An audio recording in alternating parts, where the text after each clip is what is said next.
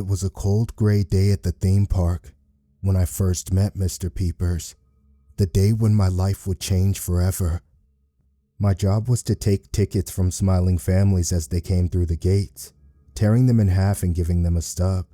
The family of 4 who approached the park entrance that morning looked just like any other normal family, except for the strange man who followed behind them, wearing dark sunglasses and too tall not to be noticed.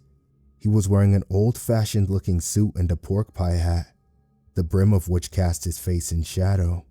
"Tickets, please," I said, sticking out my hand. After they'd all been checked, I couldn't help but notice they were one short.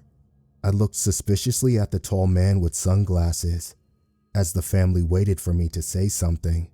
"You're one short," I stated, a little annoyed. It was obvious they needed 5 tickets for 5 people, and yet they pretended like they didn't know that. "What do you mean? Didn't we give you 4 tickets?" the man asked, scowling at me. "You trying to rip us off here, buddy?" I rolled my eyes and pointed at the tall man with the pork pie hat, who was hanging back and standing behind the little girl. Maybe he wasn't part of the family after all. "Isn't he with you?" The girl, who I presumed to be the man's daughter, turned around and let out a little squeal of joy. But the rest of the family didn't react much at all, except to look around and look straight through the man in the sunglasses. "Who, him?" the father asked, pointing to someone a ways back, still paying for tickets. "No, the tall guy with the sunglasses," I said, still not understanding how they were confused. How could they not see the man right in front of us? But then I realized that the tall man with sunglasses was not what I thought he was. He wasn't a person at all, and not everyone could see him, only special people, and he wasn't used to being seen. He pulled down those dark sunglasses, and I saw his eyes were enormous insectile things, with many facets like jewelry. Those eyes looked closely at me, studying me. "Oh, that's just Mr. Peepers," the little girl said, giggling. "He doesn't need a ticket, he just goes right in." I didn't argue with her. Mr. Peepers could do whatever he liked, as long as it meant getting the fuck away from me. With his big bug eyes and penetrating gaze. "Go," I whispered. "Please, just go." "What?" the man asked loudly. "I can't hear you when you're whispering, damn it." I managed to find my voice, despite those insectile things boring into my brain, staring at me relentlessly. I said, "Please, have a nice day at Bigsbyland," my voice said from a million miles away. I felt like I was being drawn into those strange eyes, escaping my body. I was no longer inside my skin, but floating somewhere in between me and Mr. Peepers. "Finally!" the man exclaimed, and then, a moment later, they were gone, and that horrible thing posing as a man was gone with them. The little girl took a second to turn back and smile at me, waving. Then she ran ahead to catch up with her family. After that moment, my life would never be the same. The vision started right after the family walked away. When I blinked, I noticed the differences immediately. Whenever I closed my eyes, I could see that man, Mr. Peepers, staring at me, like he had implanted himself on the inside of my eyelids. I hated it more than I can ever explain in words. Close your eyes and imagine what I went through, what I am still going through.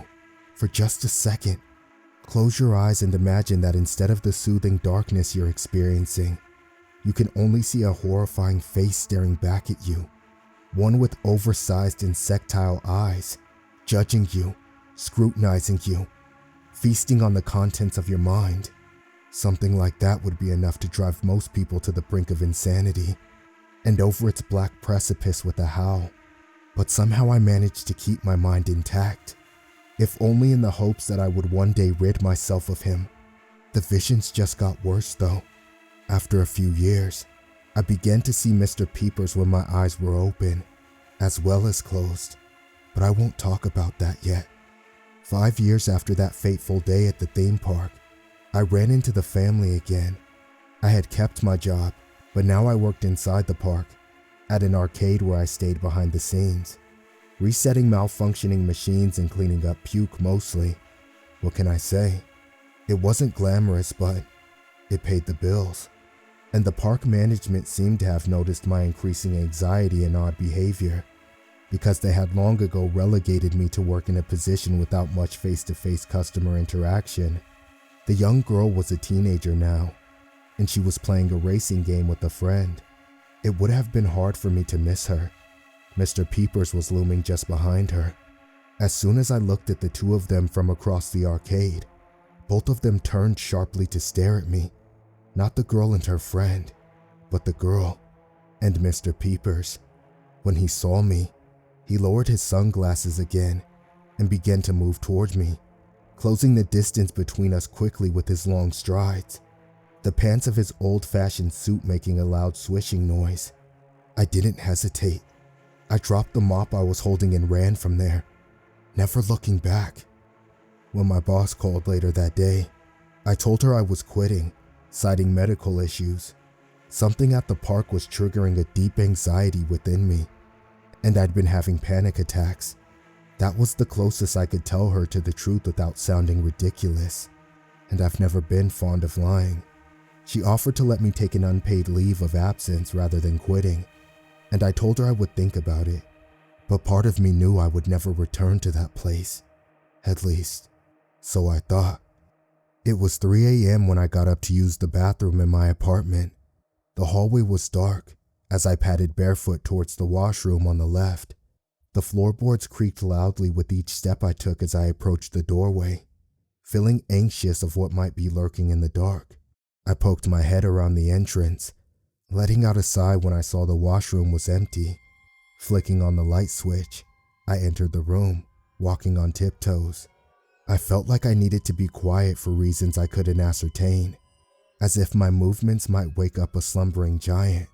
A noise from the bathroom caused me to turn around rapidly, my heart beating fast. My vision was blocked by the shower curtain.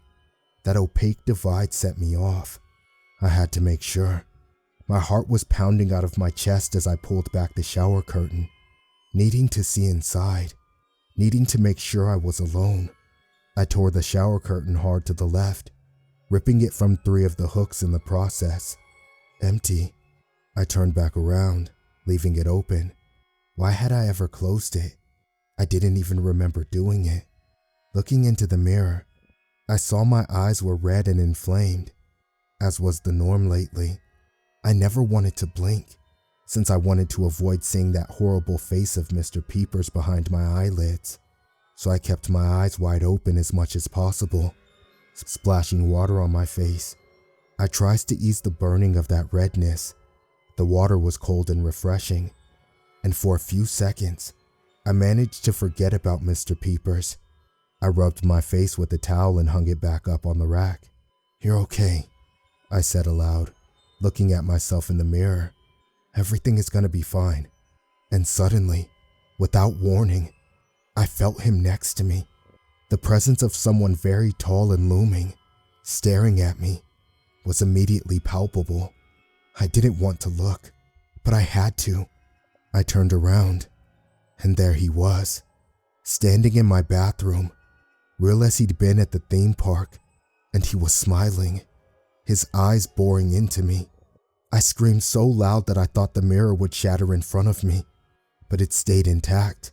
As my legs started to shake and my bladder released, my gaze turning to darkness as that horrible face stared at me, smiling, arms reaching out and growing longer as they stretched towards me, like shadows of gnarled tree branches growing in the dimness of sunset turning into night, and the world went black as I passed out. My dreams were terrible that night, although I don't remember them at all. I remember the feeling of them, the sheer horrifying dread in them, and I know that he was responsible for that feeling. He was enjoying making me suffer with fear. When I awoke on my bathroom floor the next morning, Mr. Peepers was standing over me, like a doctor doing his morning rounds. "How are we feeling today?" I imagined him asking, and let out a bout of manic laughter. Mr. Peepers cocked his head at this and removed his sunglasses. looking at me with those big bug eyes. I'm losing my mind. The thought came to me with a sudden surety. Then he smiled and began to laugh as well. But his laughter didn't sound like laughter. It sounded like shards of glass scraping a ragged tune across a chalkboard. He didn't open his mouth when he smiled or laughed. And this was somehow even more unsettling. His face grew red, and his bug eyes bulged with that laughter, as if trying desperately to keep it inside. "What do you want from me?" I asked, terrified of how he might respond. I thought this thing could kill me at any second, and yet it just stood there, watching me. "What do you want?"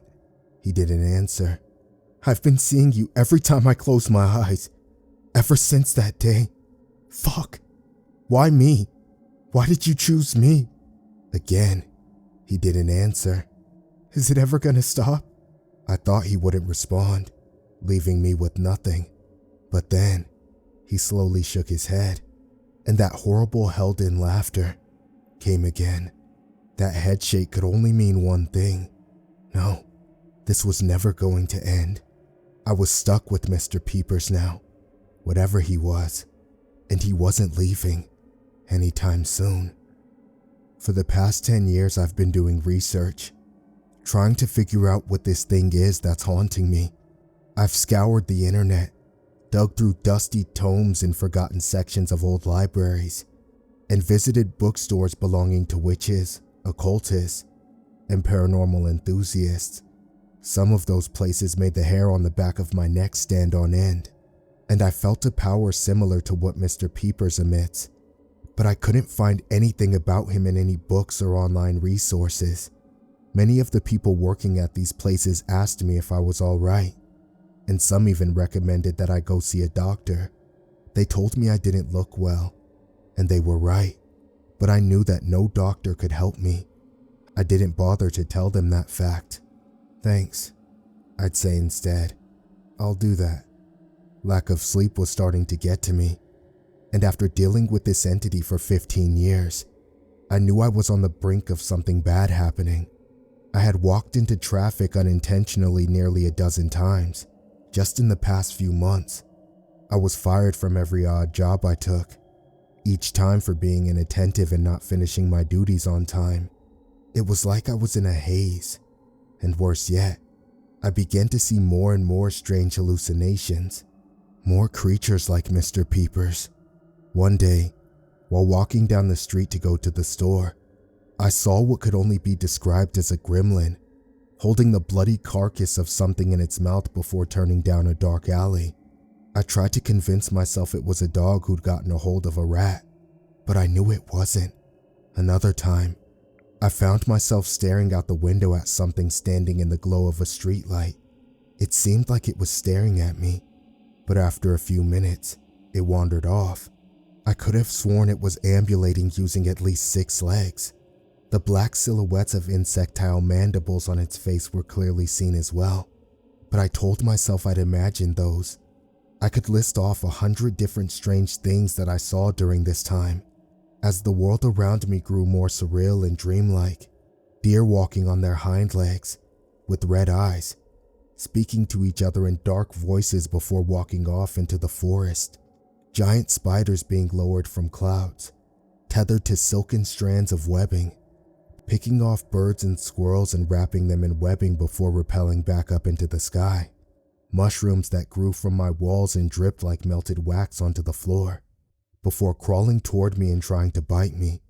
I left the apartment for a week after that one, and when I came back, the thing was gone. I had done research on sleep deprivation and knew that hallucinations were one of the symptoms. Same with inattentiveness and headaches, poor judgment, anxiety, depression, slow reaction time. Check, check, check, and triple check. If you look at that list, it's pretty obvious why I couldn't work in public, why I had to leave my job at the theme park, and why I couldn't even hold down a position delivering junk mail. But it didn't change the fact that I had to go back there. I knew I had to go back to Bigsby Land. Something was pulling me to that place. For as long as I tried to ignore that pull, I finally had to give in to it. As I approached the ticket taker that morning, I wondered if it would be someone I knew, an old friend I would recognize from the break room. I shouldn't have been worried though. The teenage girl who scanned my ticket, now digital and downloaded directly to my cell phone, barely even looked at me, and I didn't recognize her from my time working there obviously. She would have been a kid back then. I entered the park and looked off into the distance, seeing the trademark artificial mountain made of fiberglass, which stood at the center of Bigsby Land. A long while ago, something terrible had happened inside the tunnels of that place. When I'd been working at this theme park, at least one of the two kids had survived, but what had happened to his friend was still a mystery. I shook my head, trying not to think about it. I had my own problems to worry about. Mr. Peepers trudged along beside me, his long legs making it easy for him to keep up. For every 2 steps I took, he took one lazy stride. Looking around near the entry, I realized how crazy my plan was. What were the chances of running into her again? And even if I did see the girl, who would now be a full-grown woman, there was no guarantee she could or would want to help me. But still, I had to try. After sitting on a bench near the entrance and watching families come and go for a while, I decided to take a walk around.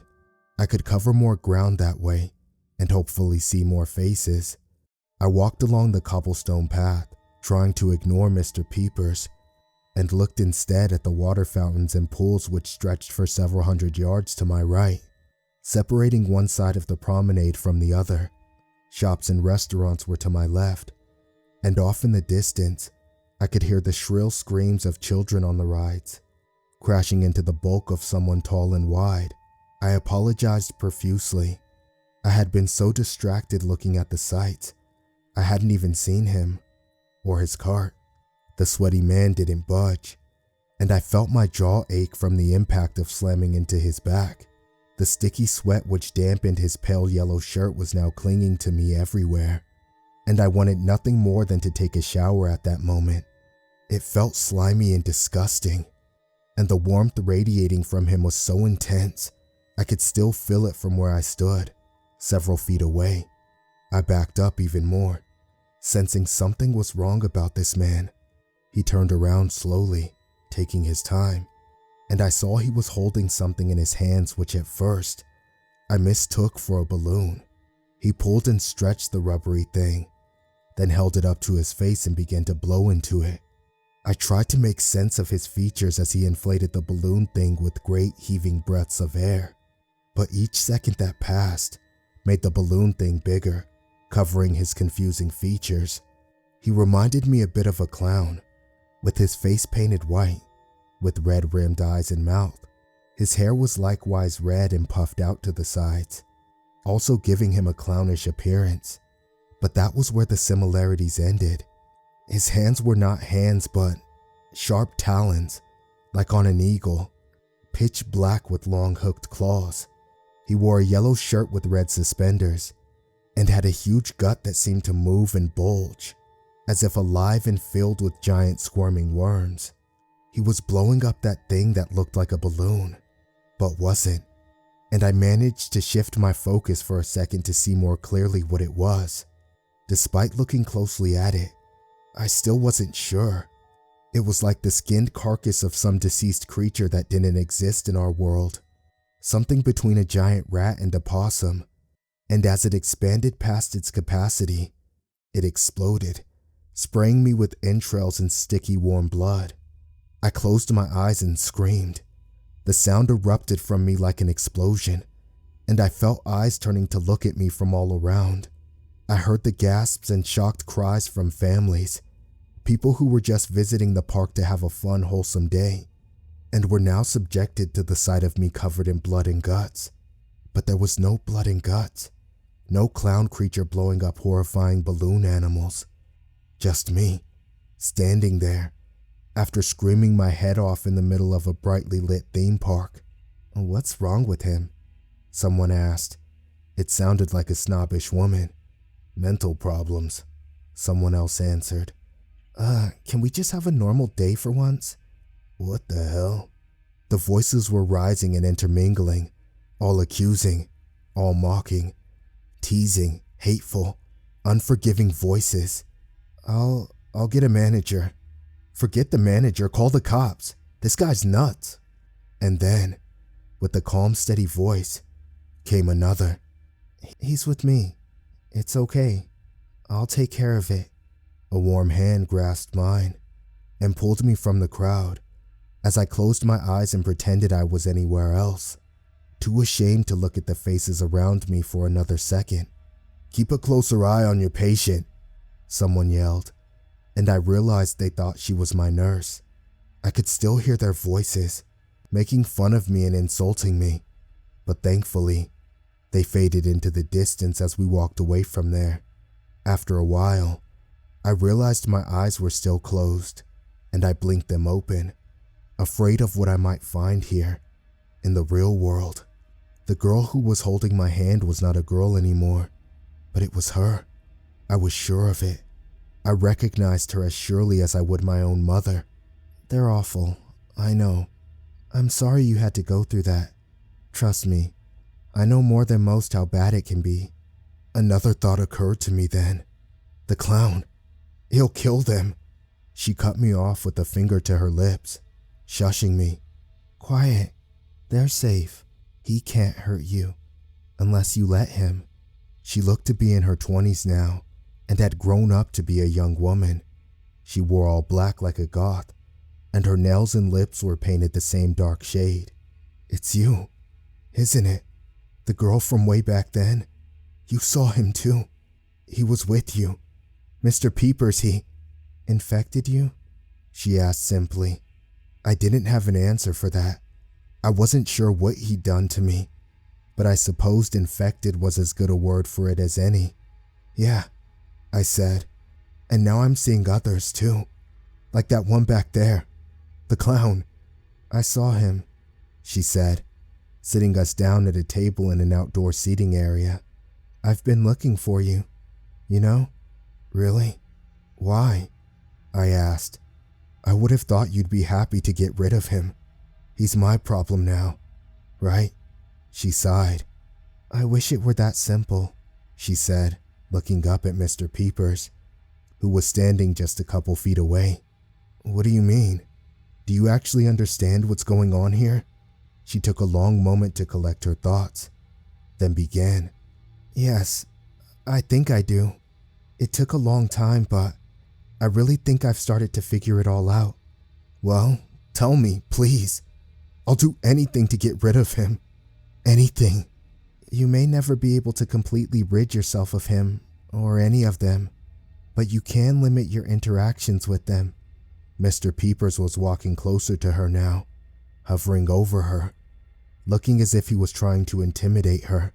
See what he's trying to do right now? He's posturing, trying to scare me. The difference between you and I is that I never let him.